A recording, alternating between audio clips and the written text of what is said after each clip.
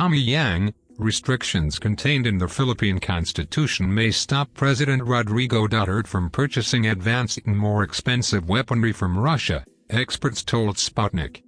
Following Philippine President Duterte's official visit to Moscow last week, Russia and the Philippines signed a package of agreements, highlighted by the Agreement on Military Cooperation. Media reports suggested that Russia may be offering the Philippines some form of soft loans in the initial stage of military equipment procurement. Commenting on possible financial assistance from the Russian side on military hardware purchases, Philippine Foreign Secretary Alan Peter Cayetano stressed the country's financial difficulties at a press conference in Moscow.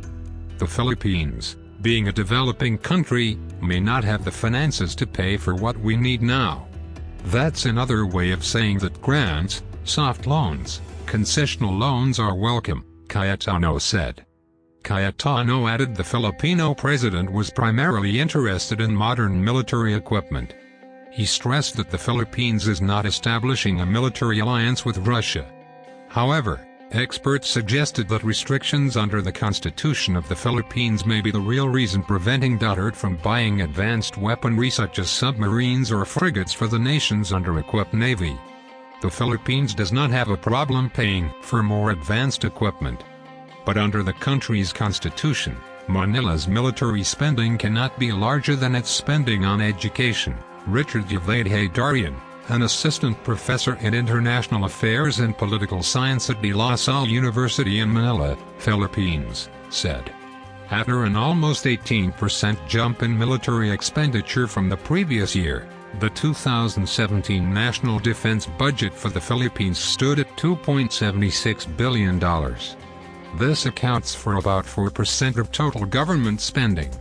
At the same time, the Department of Education will receive $10.97 billion, or 15.2% of the 2017 national budget, up 25% from the previous year. Despite having a larger and faster-growing economy than Vietnam, it is unlikely for the Philippines to buy advanced military hardware as its western neighbor did from Russia, Haydarian said. Official figures showed that the Philippine GDP in 2016 was about 1.5 times larger than the GDP of Vietnam in the same year. As one of Asia's fastest-growing economies, the Philippine GDP grew 6.8% in 2016, while Vietnam's GDP rose 6.2% during the same period, according to the two countries' government figures. But Vietnam's defense spending topped $5 billion in 2016, about twice the military budget of the Philippines for 2017.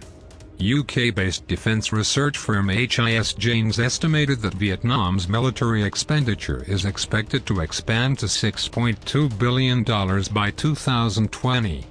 Vietnam reached an agreement with Russia to buy a total of 6 submarines for $2.1 billion in 2009.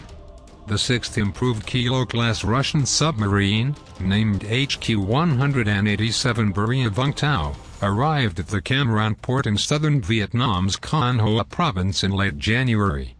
The Kilo-class submarines are newly manufactured models referred to as the Black Hole by the U.S. Navy due to their advanced stealth capabilities. With a maximum depth of 300 meters, the HQ-187 can stay at sea for 35 days without refueling and can sink or cripple larger vessels with its anti-ship weaponry. In comparison, the latest addition to the Filipino Navy was a 50-year-old Hamilton-class frigate, renamed as the BRP Andres Bonifacio, used to be in service of the U.S. Coast Guard. U.S. military analyst Robert Beckusen wrote that this ancient vessel belongs in a museum.